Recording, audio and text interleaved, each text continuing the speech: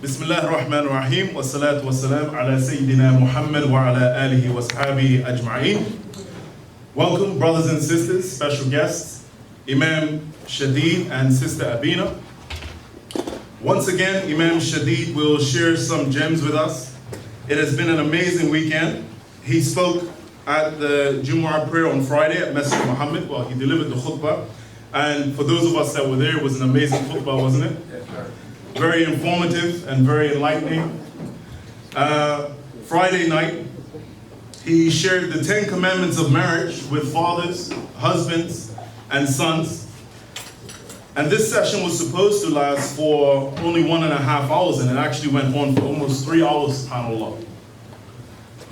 And today, Saturday, Imam Shadeed spoke with sisters, mothers, wives, and daughters about the 10 commandments of marriage. Sisters listened intently and were seen taking lots of notes. It was an enriching dialogue with the sisters, and also today Imam Shadeed was interviewed by our brother Muhammad, one Bermuda Ummah's IT guy. I think I recognize the brother here. He's pretty good though. Yeah, he's around here somewhere. And tonight Imam Shadeed will challenge us to look in the mirror and examine ourselves. The One Bermuda Ummah would like to thank all of our sponsors and donors for supporting us in the past, currently, and in the future, inshallah. Please be sure to go to the YouTube channel, One Bermuda Ummah, to see all of One Bermuda Ummah's past events. One Bermuda Ummah would like you to know that these events are not for profit, okay? So, One Bermuda Ummah is trying to find a way to sustain the efforts to bring Islamic scholars to enlighten Bermuda about the deen of Islam. And so the funds that have been collected have gone to pay for plane tickets, things such as accommodation, food, transportation, and a humble honorarium for our guest speaker.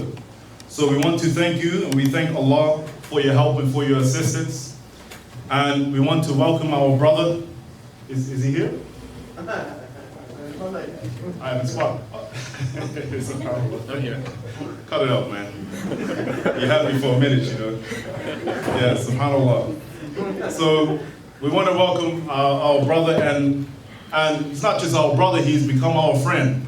So he's a friend of our community, and we think he's kind of cool also. So I don't want to put you on the spot again, brother, with a long introduction. So please, welcome.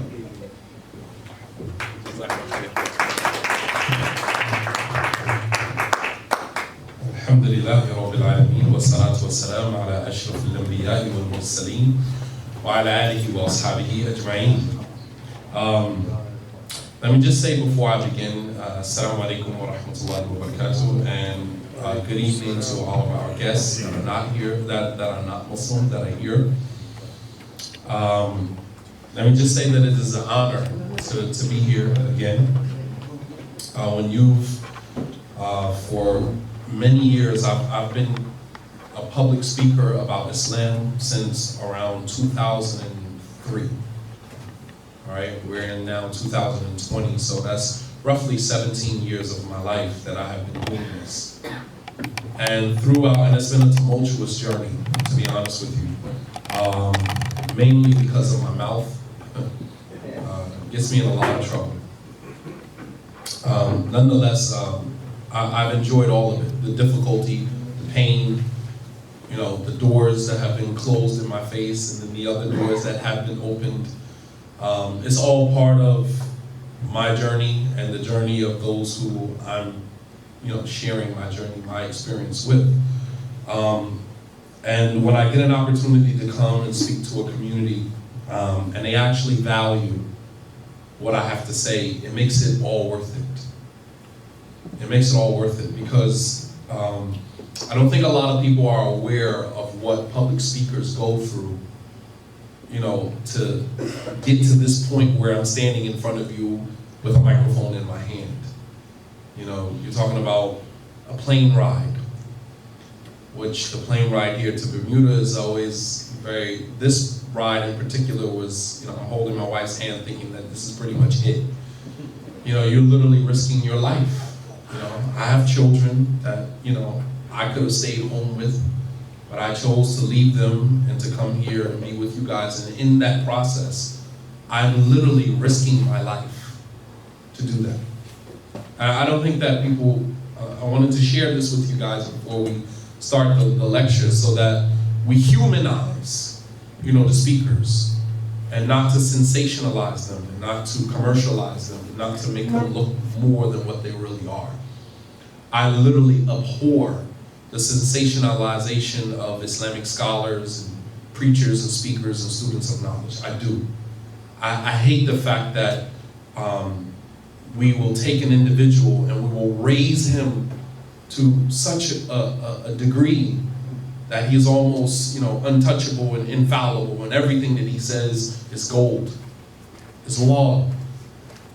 And women chasing behind him, wanting to marry him, and the men wanting to, literally, just be him.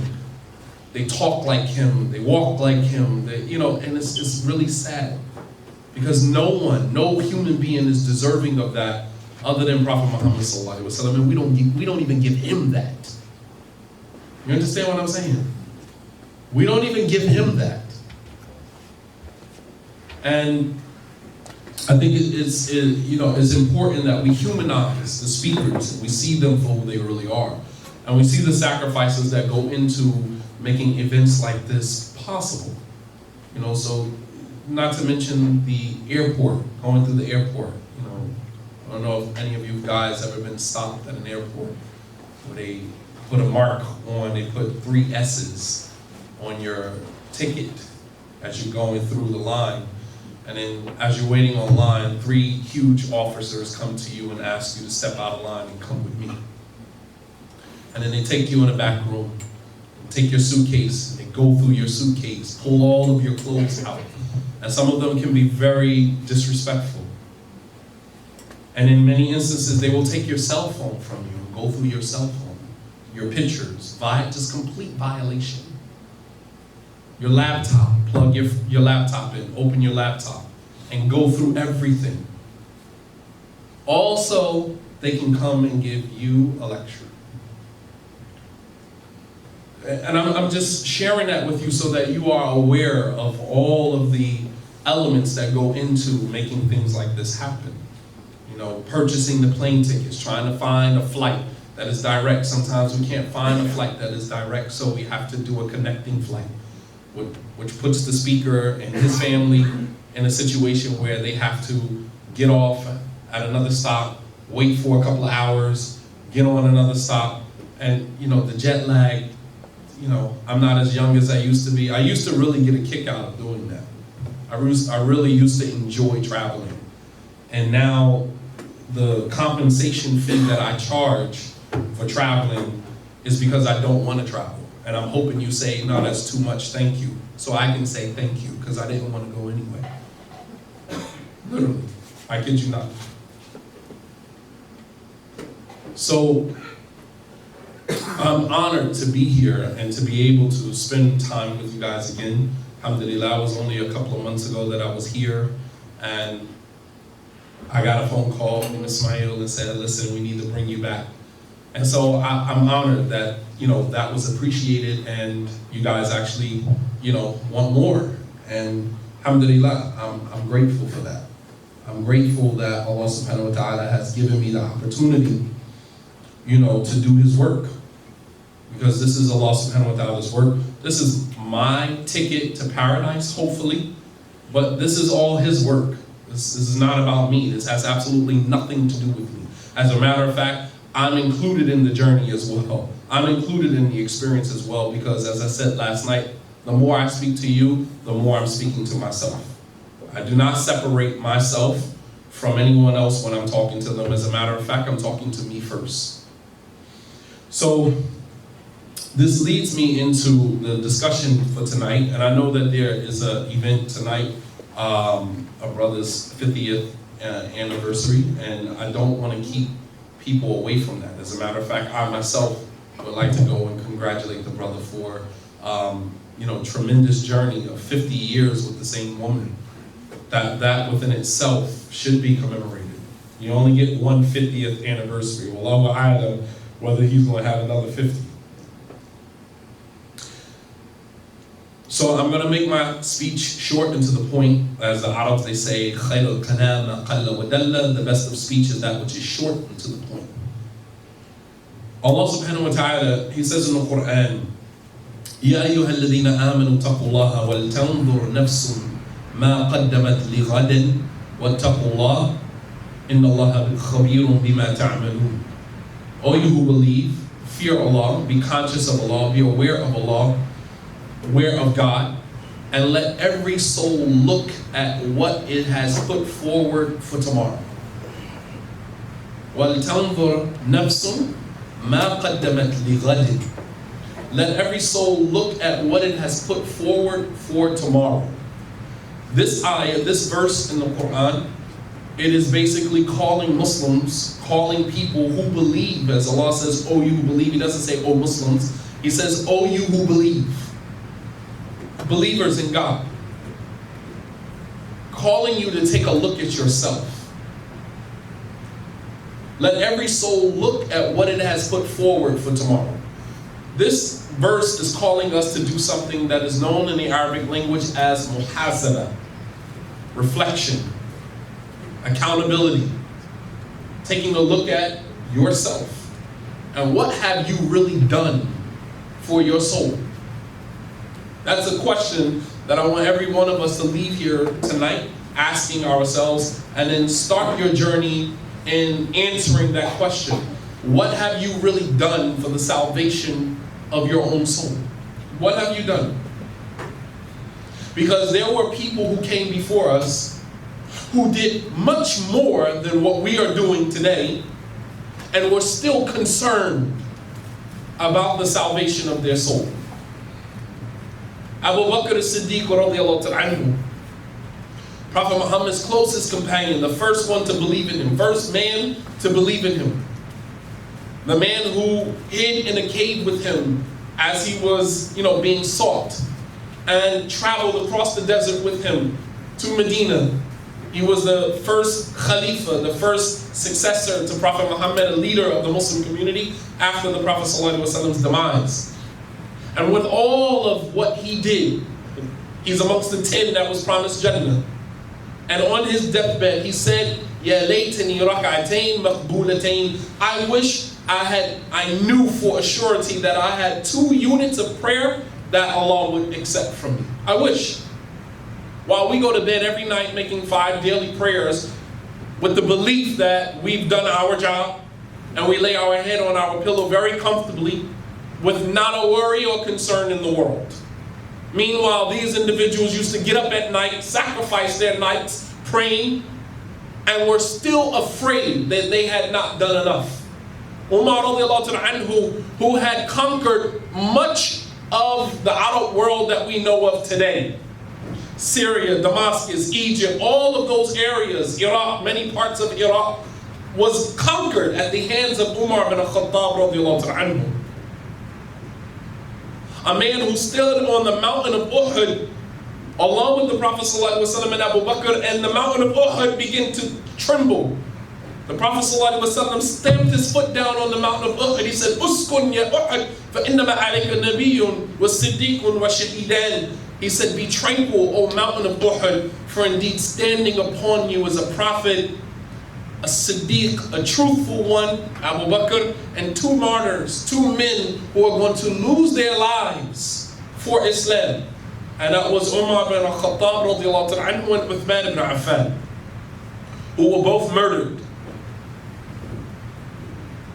Umar radiallahu anhu murdered, stabbed, while he led the Salatul Fajr, and Uthman besieged in his own home, as we mentioned in the khutbah, killed in his own home while he was fasting, reading the Quran, so much so his blood spilled on a verse in the Quran. Both murdered. And Umar radiallahu anhu, he said on his deathbed, when they kept reminding him that you are the Prophet's companion, you're going to paradise, you're this, he didn't say anything more than raqiban wa rahiban, between hope and fear. I live my life in my last moments. I am between hope and fear. Hope that God will accept from me everything that I offer, and fear that none of it will be adequate enough. None of it will be enough. while we sleep comfortably at night, knowing, well, I prayed my 5 daily prayers, I fast my month of Ramadan, I'm a Muslim, I put on hijab, and we believe that that is enough. There were people who did way more than what we did, and were in more fear than many of us are today. So as we ponder on that verse, let every soul look at what it has put forward for tomorrow. What have you done for your soul for tomorrow? The purpose of looking in a mirror is for what? It's for you to become acquainted with the blemishes. Become acquainted with the blemishes that are on you for the purpose of correction, for the purpose of fixing it. That is the purpose. So when we look at the mirror, we're not actually looking for the beauty of what we see. We're looking for the imperfections. As the Prophet ﷺ, he made a dua, which is something that we can use when we look in the mirror. He used to say, Allahumma kama ahsanta khalqi fa ahsan khuluqi. Oh Allah, as you have perfected my physical stature, then perfect my inward, perfect my character. You're looking for the blemishes, the character flaws, which we all have. And as I said earlier, a lot of times we, use victimization. We make it everybody else's fault. Oh, I'm like this because of him, or I'm like this because of her. Well, if she wouldn't have done this, I wouldn't be like that. If this one didn't do this, I wouldn't be. And we take zero responsibility and accountability for the flaws that lie deep within us. Because it's very easy to put it off on somebody else, very difficult to sit with yourself. Very difficult to sit in the discomfort of the reality of who you are. That's not easy. And it takes a certain type of individual, a type of individual that does not want to meet God with these flaws and these mistakes if you can change it. So the purpose of looking in the mirror is to correct the blemishes so that we meet Allah subhanahu wa ta'ala, we meet God with as few flaws and mistakes as possible. And the ones that we do meet Him with, there's the hope that He will forgive us for those. That He will pardon us and overlook us for the things that we could not correct within ourselves. All right? Because there's a possibility that there will come a time that if we do not correct those things now, those things will be waiting for us when we stand before Allah subhanahu wa ta'ala. As Allah says in the Quran, أَن تَقُولَ نَفْسٌ يَا حَسْرَةَ عَلَى مَا فَرَّطْتُ فِي جَنبِ اللَّهِ وَإِن كُنتُ مِنَ السَّاخِرِينَ. He said, or at least a soul says, when it stands before God, at least a soul says, Ya hasrata, oh I wish I had not, been negligent as it relates to the rights of Allah subhanahu wa ta'ala over me. When before I was amongst those who used to mock and used to, mock everybody else and find fault with everybody else, but I wasted my time doing that. Umar radiallahu anhu said in a very powerful statement, he said, Hasibu anfusakum qabla an tuhasabu. Hold yourselves accountable before there comes a day where you will be held accountable. Meaning you have an opportunity right now to fix those things within you. Some people, they have been carrying around baggage for all of their lives since they were children. They have been giving the people in their lives the most horrible experience for so many years of their lives. Whether it's their co-workers, whether it's their children, whether it's their spouse, whether it's whoever. We just give people around us, the people we share our space with, such a horrible experience. And here again, we victimize because we're the victim. I remember there was a time in my life as a teenager where I used to walk around with a chip on my shoulder. And I thought, my thought was, I didn't ask to be here. Why would God put me in a situation like this? I didn't ask for the parents that God gave me. I didn't ask to be here. And I used to think that the world owed me. And I used to walk around like that for so many years of my life. And eventually I had to come to the realization that the world doesn't owe me anything. And as a matter of fact, I did ask to be here. Because out of the 1.8 sperm cells that were released into my mother, I was the only one that made it. So obviously I did ask to be here. And those are things that kind of linger in your subconscious, and you know it's there. You just don't ever want to confront it until Allah subhanahu wa ta'ala, God, puts you in a situation where it forces you to confront it. It forces you to confront it. Be that situation prison, be it hitting rock bottom in your life, wherever it is, you are literally forced to confront that. And you can continue ignoring it and allow this stuff to linger on in your life until you finally do meet Allah subhanahu wa ta'ala, or you can begin unpacking your bag and begin to deal with your baggage. Deal with the things that you have been carrying for your entire life. حَاسِبُوا أَنفُسَكُمْ قَبْلَ أَن تُحَاسَبُوا. Hold yourselves accountable before there comes a day where you will be held accountable. This is what prison represents, for the most part, what it's supposed to represent. It is a place for people who do not know how to exercise self-discipline in society. So because you don't know how to discipline yourself, we're going to put you in a place where you will be forced to be disciplined. So in prison, you're told when to get up. You're told when to go to sleep. You're told when you can eat. You're told when to go to the gym. You're told when you can visit your family. Because you didn't value that when you had it in your own hands. When you have your own freedom, you can go and come as you please. But there still has to be some level of self-discipline in your life. And either you can exercise that discipline here, or they have a place for you if you don't know how to exercise discipline. And the same thing applies to real life in terms of this world as well as the next world. Either you can hold yourself accountable here, or you can continue living life recklessly, and you wait until your soul departs from your body, your human experience is over, and then accountability will start for you there. And if you don't believe me, all you have to do is continue living until your time is up. And I don't know about you, but someone can say, well, how do you know? I've never been to the afterlife, but what I can assure you is that you are better with it than without it. What do I lose? Living my life disciplined according to the laws of God, and then dying and departing from this world, and maybe there is no God. What do I lose though? Versus a person who lives life recklessly, lives their life on their own terms, and then dies, and there is a possibility that there is accountability on the other side. And even if there's not, you live such a reckless lifestyle here, your soul was already tormented. So you actually died twice. You didn't enjoy this life, nor will you enjoy the hereafter. And I'm saying that, just for the sake of argument, for argument's sake, because we're streaming this live, and I know that there are, I always try to meet everybody where they are. But this is just for the sake of argument for us as Muslims. We are certain that there will be accountability.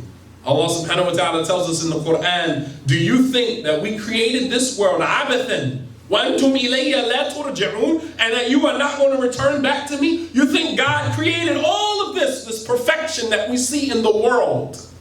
Allah tells us, look again in the sky. Look again at Allah's creation. Do you see any imperfection? Do you see any flaw in God's creation? Do you think Allah did all of that abathan, just out of play and amusement? Or was there a divine purpose behind all of it?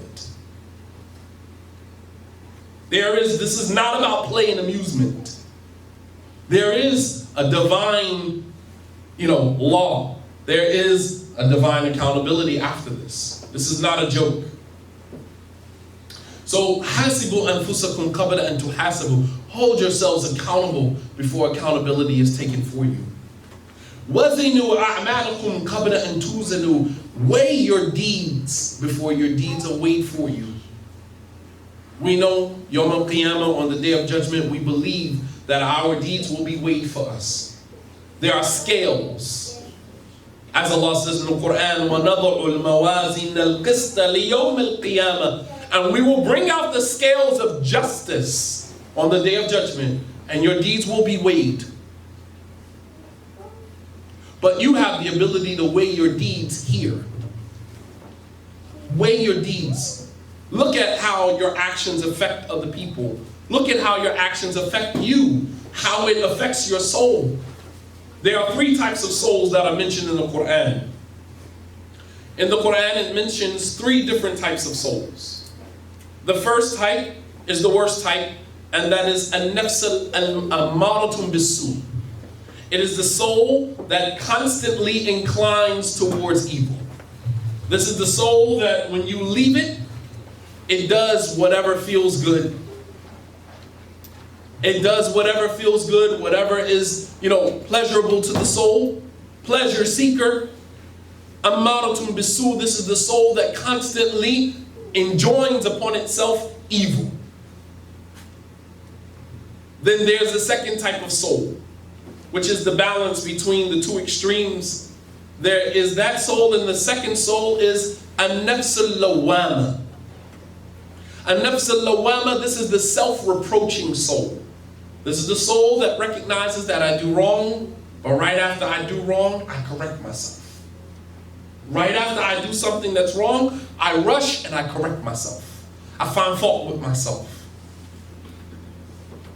I have conversations with myself. I look at myself in the mirror and I hold myself accountable. People who have that type of mentality, they don't wait for other people to correct them. They do that themselves. These are the type of people, when they know that they have done someone wrong, they go back, they think about their actions, and they go back and they correct it. That's what we should be doing. And then there's the third type of soul, which is an-nafsul mutma'inna. This is the tranquil soul, the peaceful soul. This is the soul that has reached the pinnacle of the human experience. And that is that la alayya wa la li. As Abu Bakr radiallahu ta'ala anhu said right before he died, I am just happy that I don't owe nobody and don't nobody owe me. Meaning, I haven't wronged anybody and I have forgiven anybody who has wronged me. I got enough to worry about on my own to be carrying somebody else's mess with me Yawm al-Qiyamah. I'm sorry, I'm not doing that. If I wronged you, if I did anything bad to you, I apologize. And anything that you've done to me, don't worry about it. I've forgiven you a long time ago because I'm not going to allow that to anchor me.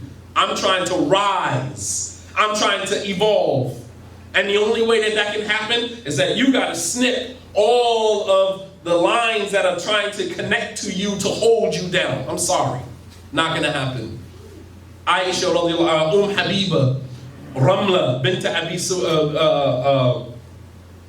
Ramla bint Abi Sufyan, the daughter of Abu Sufyan, Habiba, who married the Prophet ﷺ, when she was on her deathbed, right? This is muhasabah all the way up until the moment your soul is getting ready to depart from your body.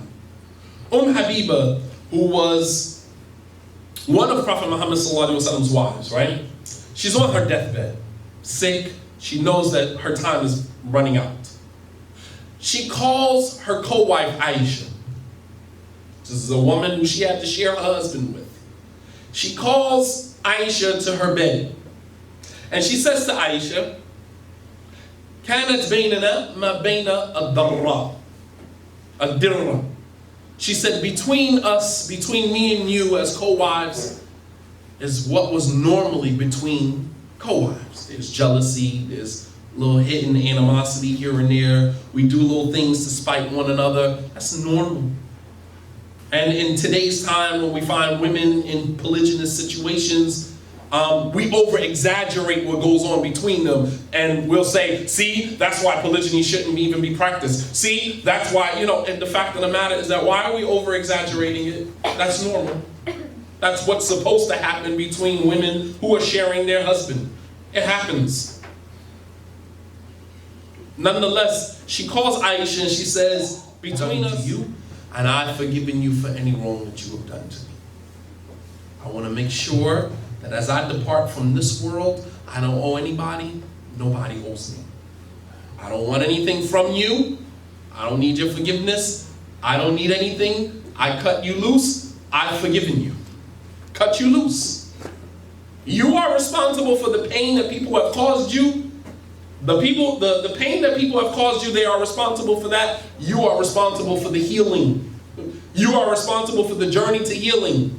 We can't change what people have done to us. People have done some really horrible things to us in our lives. Be it our parents, be it our spouses, be it our children. People have done some horrible things to us in our lives. And it is because of sometimes those horrible things that we have ascended. We have risen to the places that we are right now. That we would not be the people that we are right now had it not been for the pain that people have caused us. And while it was a painful journey, don't get to the top and enjoy all of the accolades of where you are and then detest the road that it took for you to get there. It's all part of the journey. All of it. Prophet Yusuf alayhi salam, all of what his brothers did to him, lied on him, threw him in a well, sold him into slavery, all of what they did. And he turned around at the very end and said, I forgive you. Why? Because I'm a king now. What I look like holding you accountable, stooping to your level to hold you accountable for something that you did for me late years ago. No. Be aware of hate. You become the very thing that you hate. Because to stoop to that level and to do to them what they did to him would make him no different than they are. You see? You become the very thing that you hate. Hatred is not good. Forgiveness is about you, not about the other person. You can think that you got away with it. You can take my forgiveness as weakness. That's on you. But understand something. What you put out into the world, that will come right back to you. Whether from me or from somebody else. I trust in a God who is fair. You understand? So when I tell you I forgive you, don't think that you're getting away with it. Because even if I forgive you, Allah subhanahu wa ta'ala can still hold you accountable. He can still punish you. It's not over because I forgave you. One of the signs that Allah loves you is that He punishes you immediately. If He didn't, then He would delay your punishment to the hereafter and it would be many times over worse. If He loves you, He's going to punish you immediately. As the Prophet ﷺ said, إِذَا أَحَبُّ اللَّهُ قَوْمٍ, that when Allah loves a people, He hastens their punishment. عَجَّلَ لَهُمُ الْعُقُوبَةِ. He hastens their punishment for them in this life, so that you don't have to deal with it any hereafter. It's all squared away here. But forgiveness is about you, not about the other person. And the less time it takes for the more that you hold on to the resentment, the more you're hurting yourself, not the other person. The person just might be a toxic individual. They hurt you, they hurt this person, that person, and they're going to keep hurting other people. So you sitting around, walking around with this resentment, weighing you down your entire life. And it's like, holding on to resentment about someone in hopes that that resentment might do them some harm is like drinking poison, hoping that it kills the other person. It's asinine. The only person that you're hurting is you. Let it go. Forgive the person so that you can move on, not the other person. Allah subhanahu wa ta'ala will deal with them. Allah says in the Quran, وَجَزَاءُ سَيِّئَةٍ سَيِّئَةٌ مِثْلُهَا, and the reward of evil is an evil just like it. You do evil, evil comes back to you. May not be today, may not be tomorrow, may not be by me, may not be by him, but it will come back to you. I believe that. And anybody who's lived long enough has seen that play out in your life. You've seen that happen. I've seen it happen at least 100 times in my life. I know that really happens. I've done things as a non-Muslim and I've said to myself, I know this is going to come back to me. And sure enough, it comes right back. Hold yourselves accountable before there comes a time when you will be held accountable. Weigh your deeds now before there come a time when your deeds will be weighed for you. Umar said that it is easy for you to hold yourselves accountable today than to wait until tomorrow and be held accountable, meaning on the day of judgment. So we really need to take a deeper look within ourselves. Really take a look at ourselves and ask ourselves, what am I doing? What am I doing? What have I done for my soul up to this point? And so the three souls, there's the soul that enjoins upon itself evil. There's a soul that is the self-reproaching soul. That's the soul that we're hoping that we're blessed enough to be like that soul, that I do wrong, but then I correct myself afterwards. I do wrong and I correct myself until we get to the point where doing wrong is no longer a factor. And we just do right. As my mother used to say to me, I used to be a horrible liar. I wear all of my emotions on my face. And my mother used to say, you are a terrible liar. Just do the right thing. You ain't never got to worry about lying. Just do the right thing. And I didn't understand at that time in my life what she meant. And now as an adult, I understand. It's easier to just obey God and do right by Him than to keep dabbling in what is haram and what is disobedience to Him, and then constantly going back and repenting and asking for forgiveness. You're tormenting your soul. You're fluctuating between these two states of, and you're tormenting your soul. And it's just easier to just be obedient to Allah subhanahu wa ta'ala on a constant basis. And yes, we're going to make mistakes, but the moment we make mistakes, we turn around and we reproach ourselves, we find fault with ourselves, we hold ourselves accountable, and we correct it. We correct it. So, this is what I wanted to present. I just wanted to kind of give us, I didn't want to make it so morbid, but I did want us to, as I depart from here, to at least let my last words to you guys be something that, just kind of taps into your soul a little bit, digs deeper a little bit. And I think that we all need moments where, of reflection.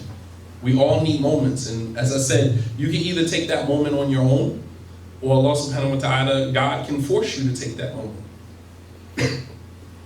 I'll give you an example and I'll end with this. If you look at the story of Prophet Yunus, Prophet Jonah, right? Jonah. He walked away from his responsibility of being a prophet. He ordered his people to believe in Allah subhanahu wa ta'ala. They refused. He threatened them that if you don't believe in a certain amount of time, God is going to punish you. And then after that time came and no punishment came upon them, they began mocking him. And he got mad at Allah subhanahu wa ta'ala. He got mad at God. As Allah says in the Quran, وَذَنُّونَ إِذْ ذَهَبَ مُغَاضِبًا فَظَنَّ أَنْ لَا نَقْدِرَ عَلَيْهِ. And Dhannun, the companion of the well, Prophet Yunus, when he walked away in anger, not just at his people, but he was also upset with Allah subhanahu wa ta'ala. Because he felt like Allah let him down in that moment. I made a promise that you were going to punish them, and then you didn't come through in your promise. You didn't punish them. Sometimes Allah doesn't respond to us. God doesn't respond to us in the way that we want Him to. But then we still have to love Him. We still have to worship Him. We still have to do the things that He commanded us to do. And as human beings, we work on reciprocity. We work on quid pro quo. Which is why throughout the Quran, Allah makes us all types of deals. Oh, you who believe, can I not point you to a tijara, to a business deal that will save you from a painful punishment? Believe in me, and and then Allah talks about He will forgive you for your sins, and that's a deal. Quid pro quo. Do this, and I'm going to give you that. All throughout the Quran, from Al-Fatiha to Nas, quid pro quo. Do this, you get that. Do this, you get that. Don't do this, you're going to get that. That's human beings. That's who we are. And so sometimes when God doesn't respond to us the way that we want to, and then we still have to turn around and worship Him, for some, it's very difficult. That's very difficult. Even when Allah punishes us, you still have to love Him. As one of the scholars of the past, he said that if Allah put me in the hellfire, I would tell everybody in the hellfire I love Him. Think about that. Even if Allah punishes you, it doesn't change the way that you feel about Him. doesn't change your thoughts. Sometimes we're going through something difficult and we turn and we're like, why me? Why do you keep doing this to me? What did I do to deserve this? And we start finding fault with God. And in that moment, you have allowed a situation that perhaps he's testing you with to make you better, and you're finding fault with him. Situation that he is trying to remove you from. A situation that you asked him to remove you from. And then when he removes you from it, you go back into it almost as if, as Allah says in the Quran, and the human being calls on us, laying on his side, laying on his back. And then when we respond to him, he moves on about his life كَأَن لَمْ يَدْعُنَا إِلَيْهِ مِنْ قَبْلِ, as if he never even called on us. This is our relationship with God. Very, very tumultuous relationship. Very topsy-turvy relationship. But Allah knows his creation. So this is why he pardons, he forgives, he overlooks, right? Because he knows us. Allah says in the Quran, أَلَا يَعْلَمُ مَنْ خَلَقَ وَهُوَ اللَّطِيفُ الْخَبِيرُ. Doesn't he know better what he created? And he is al-Latif, the gentle, al-Khabir, and all aware. Allah is aware of us. He's aware of our situation. And so therefore he's gentle. He's subtle in the way that he deals with us. So Yunus walks away upset, as Allah says, and he walked away mughadiban, upset and angry. فَظَنَّ أَلَّا نَقْدِرَ عَلَيْهِ. And he thought that in that moment we didn't have power to bring him back to his situation. Because sometimes we think that I got 2 legs, 2 feet, I got a bank card, I can swipe and make all my problems go away, all human resources, right? And we're good. I only need God when I'm in a dilemma. I only need God when I'm going through something. Things that are above me, then that's when I need God to get me out of the situation. Other than that, God, relax, I got this. But the real believer knows that no matter what resources are at your beck, Allah subhanahu wa ta'ala, you are always in need of him. There's never a time when you are independent of him. Allah says he thought that we did not have the power to bring him back. And Allah subhanahu wa ta'ala calls the well to swallow him. Allah commanded the well as he commanded the fire during the time of Ibrahim. The creation responds to God. Understand that. The creation responds. The Prophet let his camel walk and he told his Sahaba, Da'ha fa innaha ma'mura. Let my camel walk, for indeed she is commanded by a higher authority. And where that camel kneeled was all written from Allah subhanahu wa ta'ala. Nothing is coincidental. And that was the place that we know today as Masjid al-Nabawi, the Prophet's Masjid. He said, leave her, for she's commanded by a higher authority. The earth responds, the universe responds to Allah subhanahu wa ta'ala when he commands it. Allah commanded the fire. When they threw Prophet Ibrahim into the fire, Allah commanded the fire, Ya naru kuni baradin wa salamin ala Ibrahim. O fire, be cool, and a place of tranquility and peace for Ibrahim. The creation responds. Allah commanded the well to swallow Prophet Yunus. And here's where he had to take a look in the mirror. Allah commanded the well, don't break his bones. Don't shed his skin. Just hold him there. Hold him. You can either fix your situation, or Allah can force you to fix your situation. And he held him there. And Allah subhanahu wa ta'ala mentioned in another verse, لولا إذ كان من المسبحين للبث في بطنه إلى يوم يبعثون. If it had not been for the fact that Prophet Yunus used to worship us before this situation, we would have caused him to remain in the belly of the well until the day of judgment. Meaning that the good that you did before, Allah doesn't overlook that. He counts that to your credit. And it might even be enough to lighten the trial of the tribulation that Allah is testing you with because of what you did before. Nothing goes, without merit with Allah subhanahu wa ta'ala. He is a shakur. He is the appreciative one of the smallest things that we do. And Yunus came to the realization in the belly of that well. Can you imagine just sitting there in the stomach of a whale? Sitting there, no place to go, nothing to do, dark. And that is representative of some of our lives. Some of the situations that we find ourselves in our lives. We're at a dark place. You hear people say that all the time. I'm in a dark place right now. Yeah, I know. I know. And the only way to get out of that dark place is to do exactly what Prophet Yunus did in that moment. He had to take a look at himself. You gotta own you're wrong. You gotta own what you did. Can't take responsibility for nobody else but me. As Musa said, Inni la amliku illa nafsi wa akhi. I only have control over me and my brother. I don't have control over Bani Israel and their constant disobedience. I only have control over me and my brother. That's it. I can only own what I've done. And then he calls out in the depths of the darkness of that well, right? And he says, وَنَادَى فِي الظُّلُمَاتِ أَنْ لَا إِلَهَ إِلَّا أَنْتَ سُبْحَانَكَ إِنِّي كُنْتُ مِنَ الظَّالِمِينَ.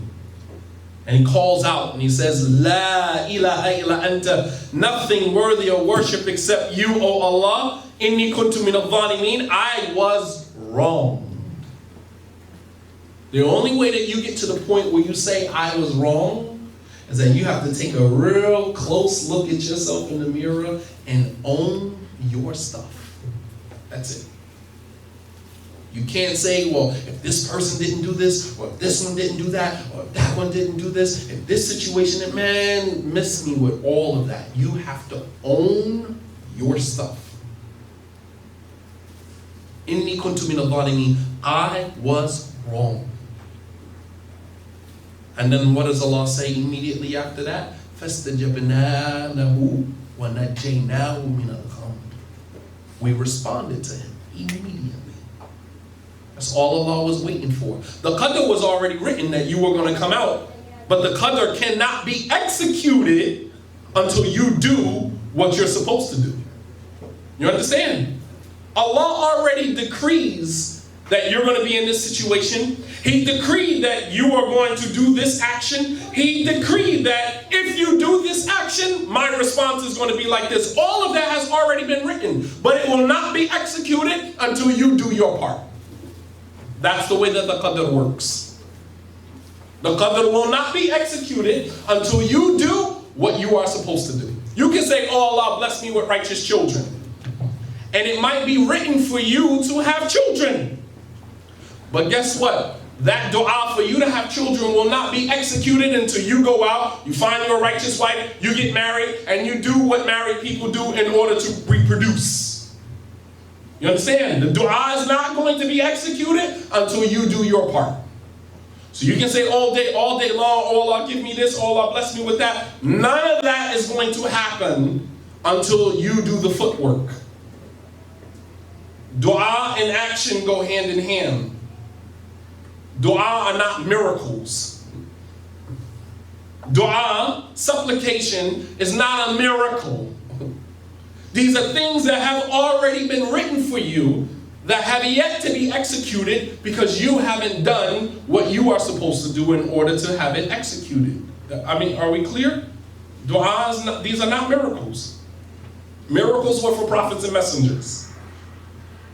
What we are dealing with is what was written, the qadr. And that only happens when you do what you are supposed to do. So we want to see change in our lives, and we keep asking Allah, change my condition, change my condition, change my condition, but yet you are not changing. If you change nothing, nothing will change. Follow me. If you change nothing, nothing will change. You're calling on God to change your condition, to give you a new set of circumstances. It's just, just blowing hot air. Nothing is going to happen because you haven't done what is necessary in order to execute a change in your situation. Yunus looked at himself, took a deep look at himself, and had to come to the realization, I was wrong. Not God didn't respond when I said so. Not my people didn't listen to me. Not my people weren't receptive to my message. I was wrong. I was wrong.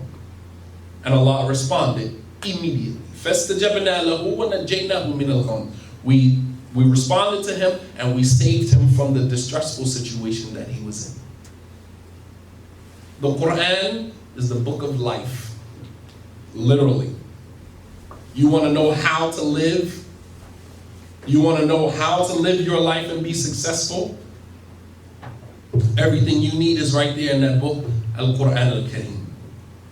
And I pray that inshallah ta'ala we take a deeper look at ourselves, we take accountability for ourselves in the condition that we are in, whatever that condition is currently in our lives, and that we follow the blueprint that has been given to us in order to make changes in our lives. You guys follow me? Am I making sense? Yeah. Okay. I wish there was something that I could say that could lift the spirits up, because the room is very quiet right now. It's uncomfortably quiet. It's the sound of paying attention. May Allah subhanahu wa ta'ala reward you all. Thank you all for coming out. And I pray that Allah subhanahu wa ta'ala gives us more opportunities to spend time with each other. I can really say that I really enjoy it. It is worth everything to come here and spend time with you guys. And I pray that Allah subhanahu wa ta'ala continues to bless your community.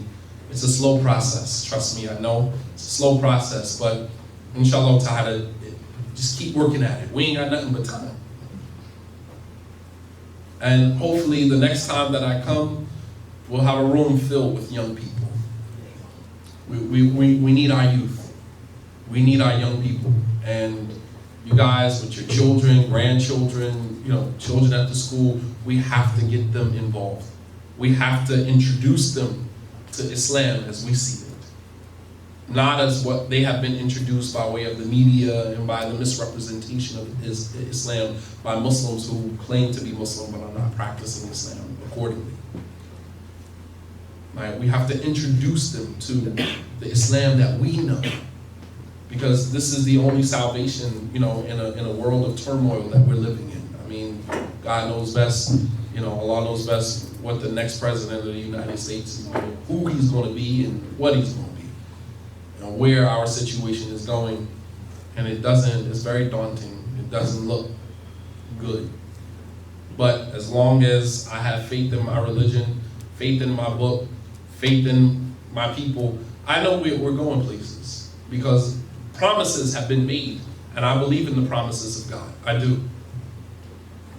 do. And no matter what's going on around me, none of that is strong enough or intense enough to change my view of the promises that I've read in the Quran and those promises that have been made by Prophet Muhammad sallallahu alaihi wasallam. I'm sorry. There's nothing that can change my opinion about that. And I do believe that, Islam, Muslims will be successful and they will be given the upper hand in the land. I believe that wholeheartedly. And it's not going to be everybody. Prophet Muhammad was very clear that there will always remain a small group from his ummah, from his community, that will be unapologetically Muslim. None can harm them who goes against them or who forsakes them, and they will always remain like that until Yawm al-Qiyamah. And that's a promise. I believe that. And we just hope that we're amongst that small few that remain unapologetically Muslim, while others constantly changing, shifting, flip-flopping, trying to keep up with the time, trying to stay comfortable. Get out of your comfort zone. Get comfortable being uncomfortable. You understand? When you are comfortable being uncomfortable, you don't care what's going on around you, man. You don't care what's going on around you because you have known nothing but discomfort. So being uncomfortable doesn't change anything. But we get too comfortable.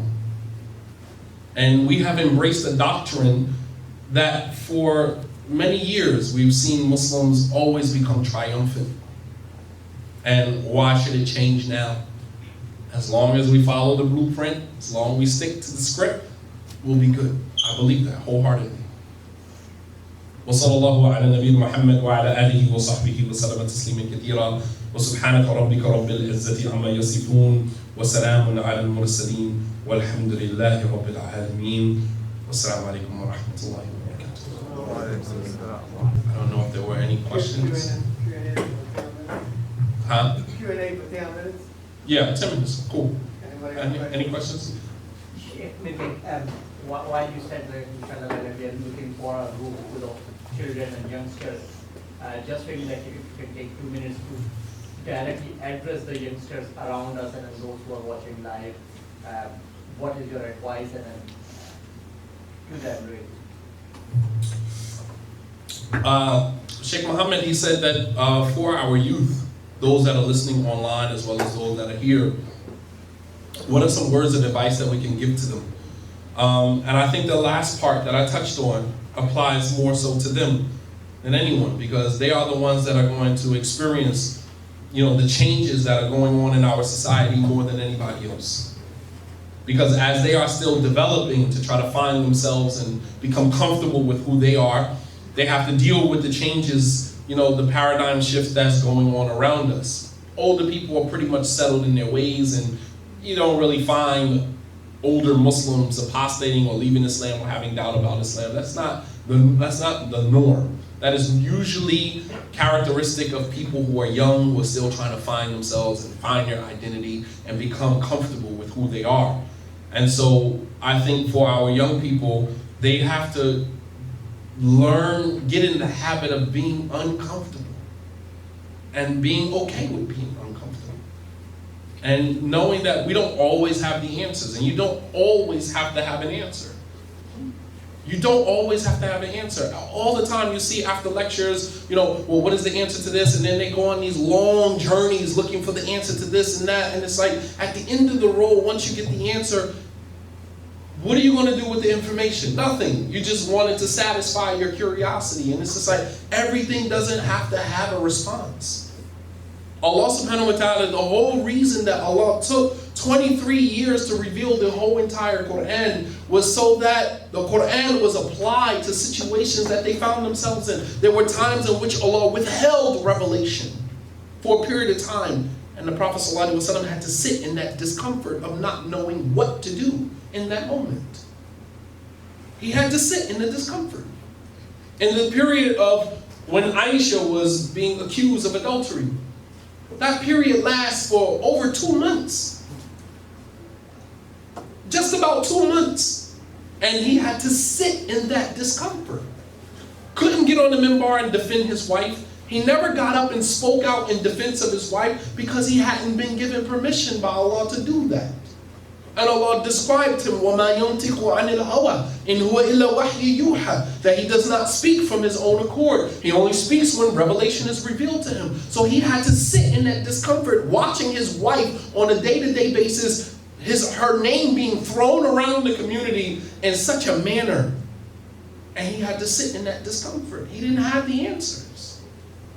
And so sometimes I think young people, with the creation of social media and Google, it's just this immediate need to have an answer.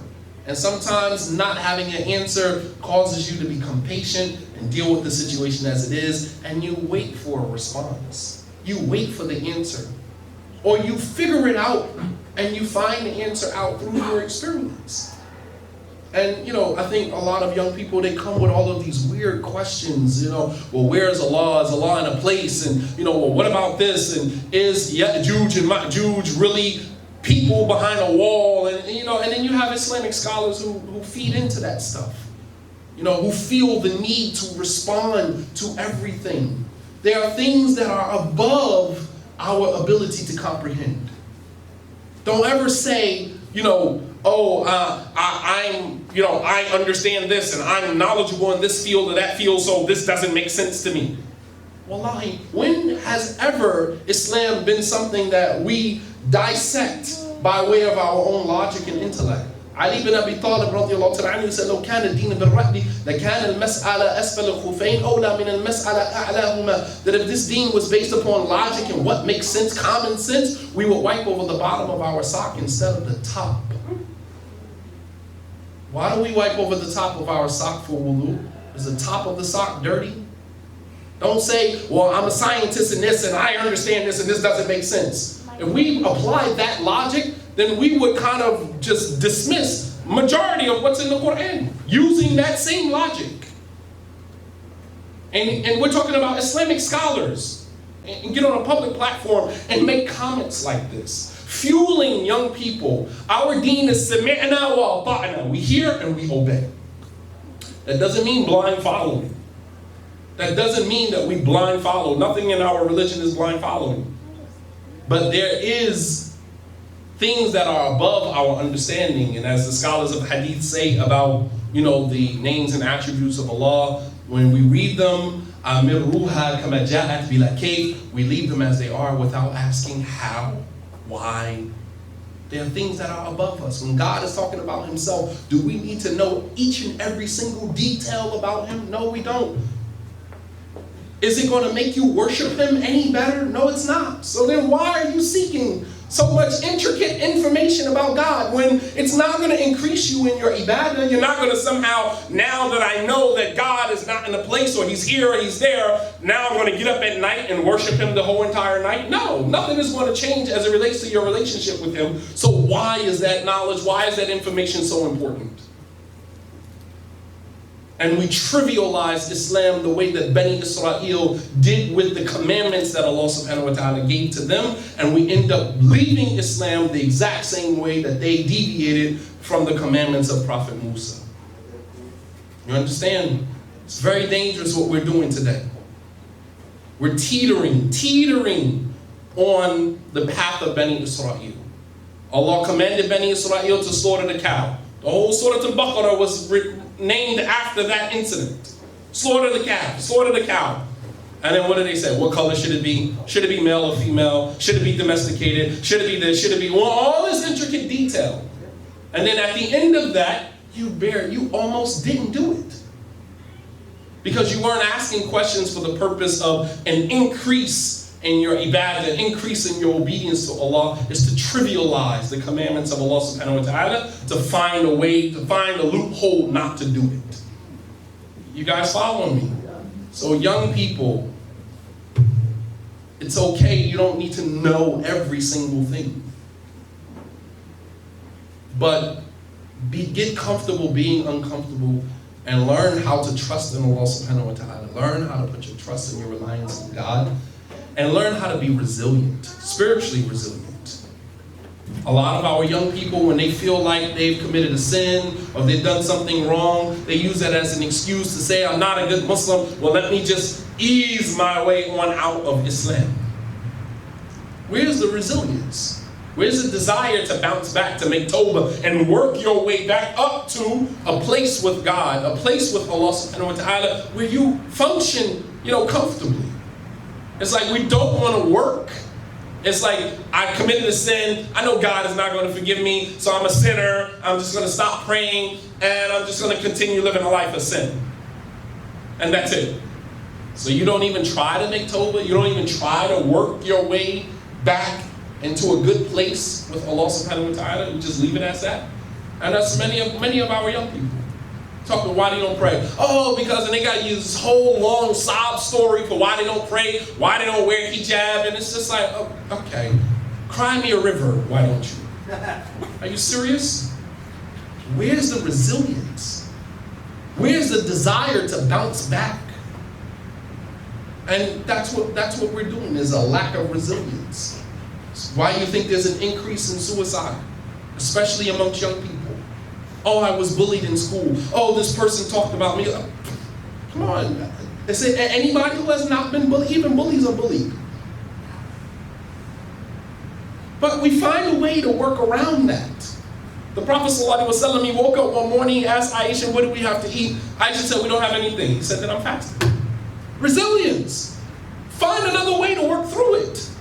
Not say, oh, we don't have anything to eat. Oh my God, let me go in the room, make dua, call on Allah. Oh Allah, I'm your prophet, I'm your messenger, and you're going to leave me in a situation where I don't have any food? How am I supposed to survive? How am I supposed to give da'wah? How am I supposed to carry your message?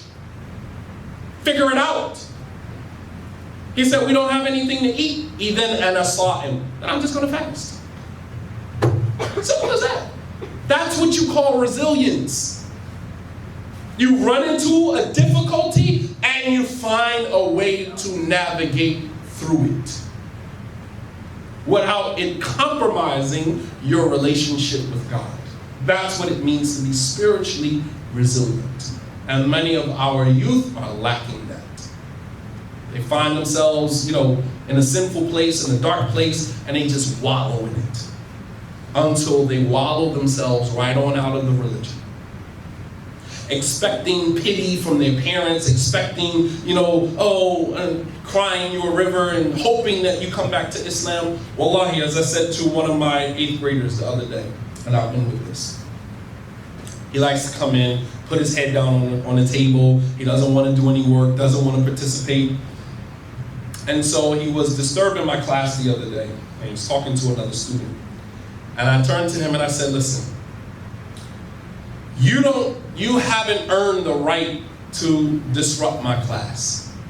I said, and I am no longer responsible for your education. I am divorcing you. I am no longer responsible for your education.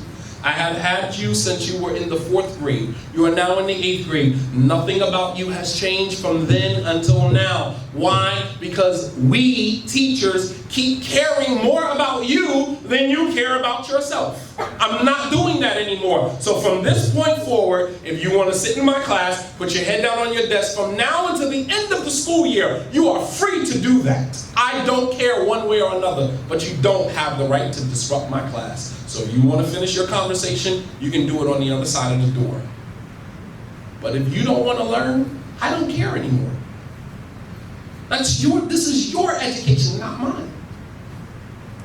And why did I say that to him? Because some people revel in the fact that you care more about them than they do, so they don't have to care about them.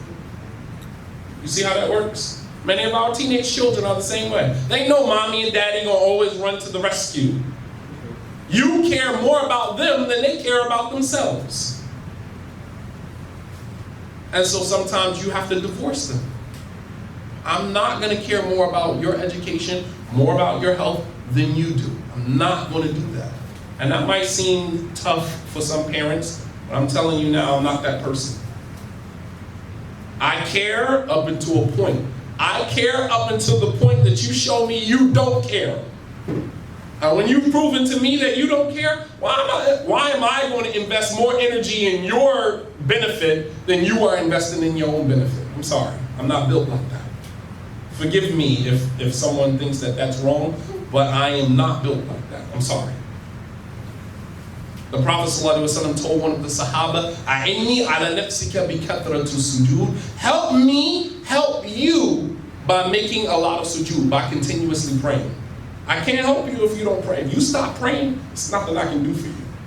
Help me help you. That is my philosophy. That is how I function. If I see that you don't care about yourself, then I'm not going to invest any more energy in you than you invest in yourself. I'm sorry, I'm not going to do that. And so our children, sometimes they revel in the fact that you care more about their Islam than they do. So they don't have to care about their Islam. They don't have to pray. I told my own children, you pray because I tell you to pray. I pray because I want to pray. Nobody has to tell me to pray. I pray because I want to. You pray because I tell you to. Huge difference between my salah and your salah. But there will come a time when I'm not there to tell you to pray. Then what? You're on your own at that point. You are on your own. So, very important for our children to understand this. And we'll stop, inshallah.